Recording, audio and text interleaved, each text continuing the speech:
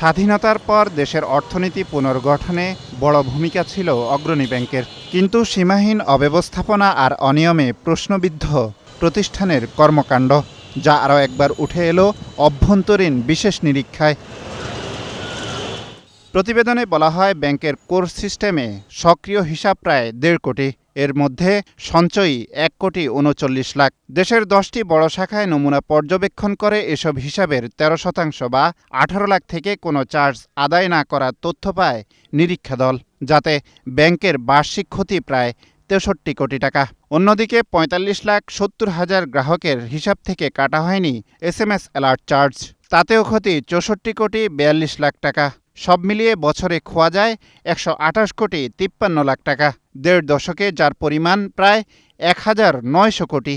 আমাদের দেখতে হবে যে কোনো ব্যাংকের এইটাকে অডিট পর্যায়ে ধরা পড়েছিল কি পড়ে নাই, এবং যেই অনিয়ম বা যেই ব্যত্যয়গুলো হয়েছে সেগুলো কি পেশাদারি দক্ষতার ঘাটতির জন্য হলো, নাকি এটার ভিতরে কোনো ধরনের দুর্নীতির বিষয় রয়েছে। সুতরাং সেই অনুযায়ী কিন্তু আমাদেরকে সামনের দিনে পদক্ষেপ নেওয়াটাও দরকার আছে। এই পুরোটার ভিতরে যদি এক ধরনের জবাবদিহিতা না থাকে, তখন পেশাদারিত্বে কিছুটা উন্নতি করার ক্ষেত্রেও যে চাপটা থাকবে ব্যাংকের ওই টিমের, সেইটার ভিতরেও ঘাটতি থেকে যাবে। এই ক্ষতির পেছনে কোর ব্যাংকিং সিস্টেম বা টেমোনাস 24 সফটওয়্যারের ত্রুটিকে দায়ী করেছে নিরীক্ষা দল। বলা হয়, বকেয়া চার্জ সক্রিয়ভাবে আদায়ের ব্যবস্থা না থাকায় দীর্ঘদিন ধরেই লোকসান গুনতে হচ্ছে ব্যাংকটিকে। তবে আরও বড় প্রশ্ন উঠেছে স্টাফ অ্যাকাউন্ট নিয়ে। প্রতিষ্ঠানটির সিস্টেমে এ সংক্রান্ত হিসাব দেখাচ্ছে ১,৭৬,৮৩৪টি, অথচ বর্তমানে কর্মী মাত্র ১০,৪৫০ জন। এসব হিসাব যাচাই করে প্রকৃত কর্মী ছাড়া অন্যদের কাছ থেকেও নিয়ম অনুযায়ী চার্জ আদায় করার সুপারিশ করা হয়েছে। ১২৮ কোটি টাকা আমার তো চোখে পড়ে না এটা করে দেবে না, এটা কোনো জায়গায় মিস ইনফর্মড হয়েছে ভাই।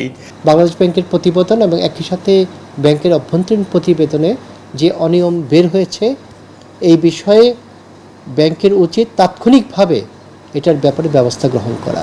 শুধু অর্থক্ষতিই নয়, গ্রাহকের নিরাপত্তা নিয়েও উদ্বেগ জানিয়েছে নিরীক্ষা দল। কারণ বহু ক্ষেত্রেই পাওয়া যায়নি পর্যাপ্ত ও সঠিক তথ্য, যাতে তৈরি হয়েছে অর্থ আত্মসাতের ঝুঁকি। তাই ক্ষতি কাটাতে সিস্টেম আপগ্রেড সহ দায়ীদের বিরুদ্ধে শাস্তিমূলক ব্যবস্থা নেওয়ার সুপারিশ জানিয়েছে নিরীক্ষা দল। আব্দুল জাহের আনাস, ৭১, ঢাকা।